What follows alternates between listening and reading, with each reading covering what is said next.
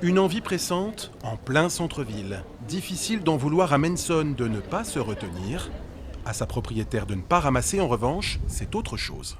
La crotte de chien dans l'herbe ou au pied d'un arbre, ça peut aller, mais devant des établissements, des commerces, on ramasse, voilà. Ce square est un malheureux symbole des déjections canines non ramassées. Dans l'herbe, sur les chemins, terrains minés et même à quelques mètres à peine d'une canisette dédiée.